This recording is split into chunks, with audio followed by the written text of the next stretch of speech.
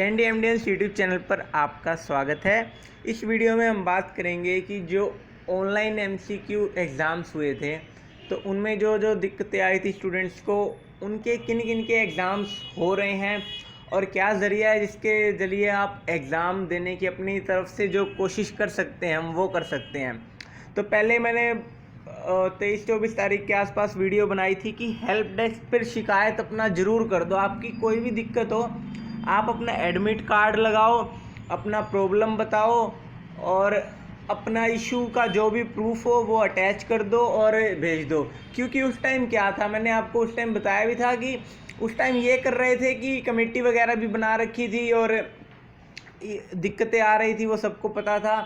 और उसके बाद बीच में 3-4 दिन, पेपरों के शुरू होने के 3-4 दिन बाद ही सब कुछ हो गया था। और उसके बाद क्या हुआ था, आप हेल्प डेस्क पे मेल करते थे तो वहाँ आता था नोटेड और या फॉरवर्डेड, ऐसी दो चीज़ें आती थी कि हमने आपकी क्वेरी नोट कर लिया या फॉरवर्ड कर दी है।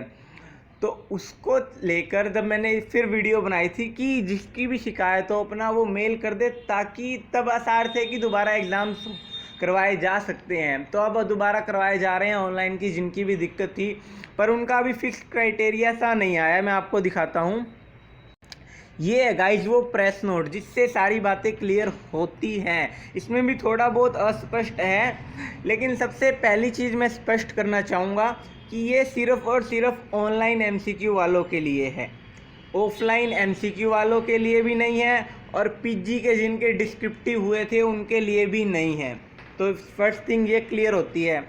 और सेकंड थिंग अब जो मेन आती है कि एमसीक्यू ऑनलाइन वालों के लिए है तो उनमें किस किस के लिए है, तो उसमें हम इसी प्रेस नोट में चलते हैं। ये सारे ऊपर कोर्सेज बता रखे, यूजी के courses, BA pass course, vocational honours, BCom pass vocational honours, BSc pass honours, BSc biotech, BSc home science, BCom vocational all schemes, ये जर्नलिज्म का, बीबीए का, बीपीएड का, बीए बीकॉम एनुअल डीडी वालों का, BEd का।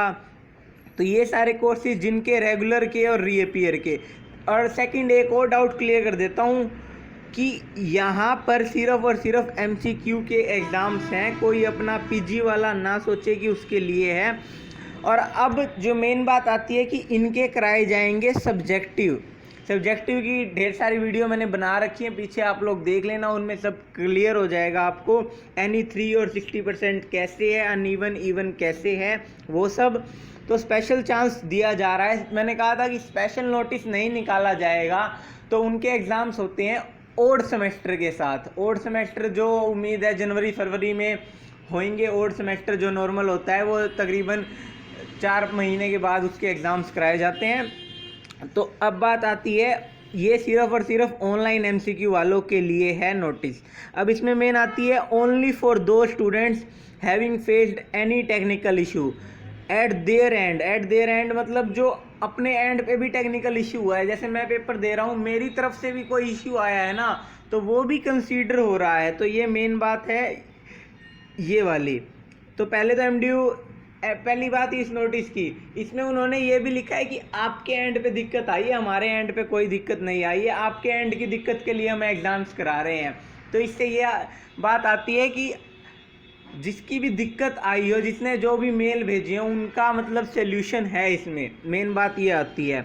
आगे चलते हैं, इंक्लूड कर रखा है हु कुड नॉट कंप्लीट, जो अपना एग्ज़ाम कंप्लीट नहीं कर पाए, सबमिट नहीं कर पाए, स्टार्ट नहीं कर पाए एग्ज़ाम पिन वगैरह के इशू की वजह से, और जो एब्सेंट रहे, एब्सेंट मतलब जिनका एग्ज़ाम पिन वगैरह गलत आ गया था कई स्टूडेंट्स का, और कई स्टूडेंट्स का आ ही नहीं पाया था उनका।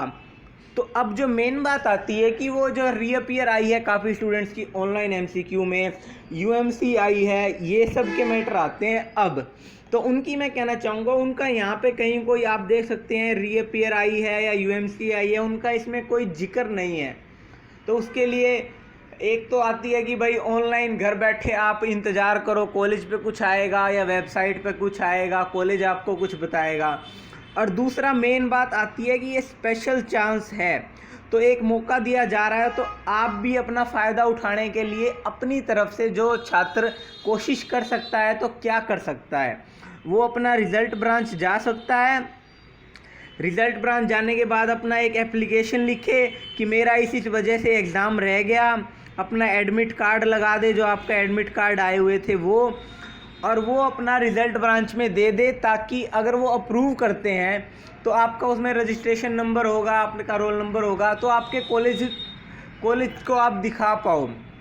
और अगर आपकी अप्रूव हो जाती है, मान लो, और एक बात आती है यूएमसी ऑनलाइन की, तो ऑनलाइन यूएमसी की भी बता दूं कि जिनकी भी यूएमसी आई है रिज़ल्ट ब्रांच में, अपना कंसर्न यूएमसी का सेक्शन है पड़ा, वहाँ पर जाकर अपना पूछ लें कि यूँ ना हो कि किसी आगे पीछे रोल नंबर की वजह से किसी की गलत यूएमसी आ गई हो। तो इसको जाकर वहाँ पर एक बार अपना ज़रूर जाएं रिज़ल्ट ब्रांच, और अपना लेटर, जिसने नहीं करी है नकल, मान लो कोई टेक्निकल एरर की वजह से आ गई है यूएमसी की, आपको टेक्निकल नॉलेज नहीं थी कि ये वो करना है, तो आप अपना एक लेटर लिख दें, उसमें अपनी डिटेल्स डाल दें और वो दे दें, ताकि अगर 2% चांस भी है यूएमसी हटने का, या कोई सीन है टेक्निकल एरर की वजह से, अगर वो आपको कोई डिस्काउंट या छूट देते हैं, जैसे स्पेशल चांस एग्ज़ाम भी कराए जा रहे हैं, तो ये सब चीज़ें ऑनलाइन एमसीक्यू वालों के लिए है। तो जो ये रीअपीयर वाले हैं, यूएमसी वाले हैं, एक बार अपना रिज़ल्ट ब्रांच ज़रूर जाएं, आपकी वहाँ से कहानी बन सकती है, वहाँ से आपका। और मेन बात आती है कि कोई एडिशनल फॉर्म भरना है या नहीं, तो मैं क्लियर करना चाहूँगा, फ़ीस वगैरह कुछ भी नहीं है इन एग्ज़ाम्स की। इन एग्ज़ाम्स की फ़ीस नहीं ली जाएगी, क्योंकि इनकी ये पहले ली जा चुकी है, और बैक एंड की वजह से स्टूडेंट के एंड पे जो दिक्कत आई थी, टेक्निकल इशू, उसके लिए दोबारा कराए जा रहे हैं, तो फ़ीस वगैरह नहीं ली जाएगी। अब बात आती है फॉर्म वगैरह की, तो अभी तो इस नोटिस से इसमें नहीं पता लगता कि भाई कंप्लीट, इसमें लिखा हुआ है कंप्लीट, जो कंप्लीट नहीं कर पाए, सबमिट नहीं कर पाए, स्टार्ट नहीं कर पाए, तो इसका क्राइटेरिया क्या होगा, ये अब तक नहीं आया है, ना वेबसाइट पे आया है, ना कोई कॉलेजों ने भेजा है कि क्या क्राइटेरिया होगा। तो कोई भी फॉर्म वगैरह कोई कुछ भरवाया जाएगा तो या तो यूनिवर्सिटी वेबसाइट पर भरवाया जाएगा, या आपके कॉलेज आपसे भरवाएंगे। वो फॉर्म वगैरह की कोई फ़ीस नहीं होगी जितना मुझे लगता है। और बीएससी वालों की बात आती है, बीएससी के री एग्ज़ाम हुए थे, जो अपना एग्ज़ाम कंप्लीट नहीं कर पाए थे, उनका दोबारा एग्ज़ाम हुआ था। तो वो जो स्टूडेंट्स हैं, उनके एग्ज़ाम पिन कैसे आए थे, वो जो भी अगर वीडियो देख रहा हो तो कमेंट सेक्शन में ज़रूर बताए, ताकि एक बार थोड़ा सिनेरियो सा क्लियर हो पाए कि री एग्ज़ाम के पिन कैसे आए थे उनके। तो सेम ऐसा ही इसमें भी लागू हो सकता है, जितनी उम्मीद है। तो अपना एक बार जिनकी रीअपीयर हो, एक बार अपना सीओई सर को लेटर लिख दें, अपना ऑनलाइन वगैरह के पंगों में पढ़ने की बजाय ऑफलाइन जाके लेटर लिखें और अपना अनुमति मांगें। देखो, मैं एक और चीज़ क्लियर करता हूँ कि पहले अपना रीअपीयर इंटरमीडिएट के ऑफलाइन एग्ज़ाम हुए थे, उसमें लिखा था कोरोना पॉजिटिव और फॉरेन कंट्री वाले, इन दोनों को देने की छूट मिली थी। लेकिन इन दोनों की छूट के अलावा जो स्टूडेंट्स ने फ़ायदा उठाया वो थे जो बाहर के स्टूडेंट थे, आउट ऑफ स्टेट के थे, या कोई किसी की मेडिकल दिक्कत थी, तो उन्होंने अपना लेटर लिखा और अपनी बातें अपनी प्रिंसिपल तक पहुंचाई, रिज़ल्ट ब्रांच तक पहुंचाई, और उन्होंने फ़ायदा उठाया और ऑनलाइन एग्ज़ाम दिया। मैं अपने आगे की बात करूं तो मेरे आगे ही कई स्टूडेंट्स बिहार की तरफ के थे, जो हॉस्टल का सामान लेने रोहतक आए थे, लेकिन उन्होंने अपना एप्लीकेशन लगाई हुई थी और अपना एचओडी को भेज रखा था, और उन्होंने रोहतक में बैठ के किसी के घर पे ऑनलाइन एग्ज़ाम दिए हैं, और उन्होंने दिखा रखा था कि हम बिहार के हैं और हमारा ये प्रूफ है, और उनको ऑनलाइन एग्ज़ाम देने की छूट मिली थी। तो मतलब जो चीज़ स्पेशल मिलती है उसका फ़ायदा उठा सकते हैं। बाकायदा थोड़ी ये होती है कि थोड़ा संघर्ष करना पड़ता है, थोड़ी स्ट्रगल होती है। तो ऐसा इसमें है, उसमें यहाँ पे लिख नहीं रखा हु कुड नॉट कंप्लीट, तो कंप्लीट का क्या क्राइटेरिया है ये कहीं मेंशन नहीं है। तो ये अपना एक दरख्वास्त ज़रूर करें, अपना सीओई सर को ऑफलाइन जाकर अपनी समस्या दें और उनसे अनुमति लें कि हमारा री एग्ज़ाम देने की हमें भी मिले, हमें भी मौका दिया जाए, हम भी री एग्ज़ाम दे पाएँ। क्योंकि एमडीयू करवा रही है तो उनका एक दो बच्चों को जो ऐसे 10-15 एप्लीकेशन आती है तो उनको भी अप्रूव कर देंगे, और अप्रूव कर देते हैं ऐसे अधिकतर केसेस में। एप्लीकेशन एक फॉर्मल जेन्युइन एप्लीकेशन लिखो, जेन्युइन रीज़न बताओ, तो ऐसी चीज़ों को कंसीडर किया जाता है। ये मैं आपको पर्सनली बताता हूँ। मैं आपको इसका एक और बताता हूँ जो मैं आप लोगों को पता भी नहीं होगा MDU एग्ज़ामिनेशन फ़ॉर्म वगैरह भरवाती है, और एग्ज़ामिनेशन फ़ॉर्म लगभग 20 दिन पहले पेपरों से बंद कर दिए जाते हैं। जो भी है अभी निकले नहीं है कोई भी, मैं बताना चाहूँगा पहले ही। लेकिन एक स्पेशल तरीका होता है जो भर नहीं पाते ना आखिरी में भी, उनके जैसे 23 तारीख से पेपर शुरू हैं, तो 17 तारीख से पहले पहले कोई जाकर COE सर को लेटर लिखता है कि सर मेरा इशू था, मेरे घर वालों का इशू था, कोई बीमार था और उसकी वजह से मैं एग्ज़ामिनेशन फ़ॉर्म नहीं भर पाया, तो मुझे अलो करा जाए प्लीज़, और अपना रिज़ल्ट लगा देता है, एप्लीकेशन अटैच कर देता है, तो उसको मौका दिया जाता है। और मैं आपको पर्सनली बताऊं तो पर्सनली मैं ये ऐसा कर चुका हूँ। पिछली 23/11/2019 ही थी, वो 2019 थी, तब एक दोस्त का पेपर था 23/11 का, और पहले मेरे को भी नहीं पता था ऐसा कुछ होता है। तो उसने मेरे को 12 को कहा था कि अपना ऐसा एप्लीकेशन लगा दो और ऐसा कर दो और मेरा ये काम करा दो। तो मेरे को तब विश्वास नहीं हुआ था कि ऐसा कुछ भी हो सकता है कि 23 को पेपर है और 12 को कोई फॉर्म भरा जा सके। तब उसकी फ़ीस लगी थी, लेट फ़ीस थी, उस टाइम थी 1000 रुपये लेट फ़ीस थी और 700 रुपये नॉर्मल चार्ज थे।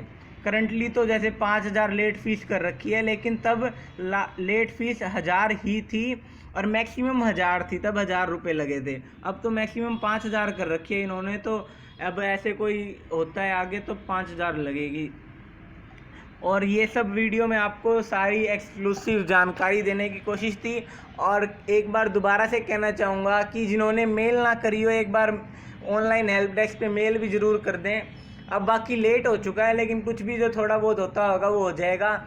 और जो रीअपियर और UMC वाले हैं, एक बार अपना रिज़ल्ट, अपना एडमिट कार्ड लेकर ज़रूर एप्लीकेशन लिखें कि हमारी ऐसी कोई गलती नहीं थी, जिनकी गलती ना हो वो लिखें, और हमें हमारी वीडियो फुटेज दिखाई जाए और उसका स्क्रीनशॉट वगैरह कुछ भी रख रखा होगा उन्होंने, UMC वालों ने, तो वो दिखाया जाए कि हमारी गलती कहाँ है। तो ये सब वीडियो आप लोगों के लिए थी। आपका बहुत बहुत धन्यवाद। अगर आप चैनल पर पहली बार आए हैं तो ज़रूर सब्सक्राइब करें। Thanks a lot for watching.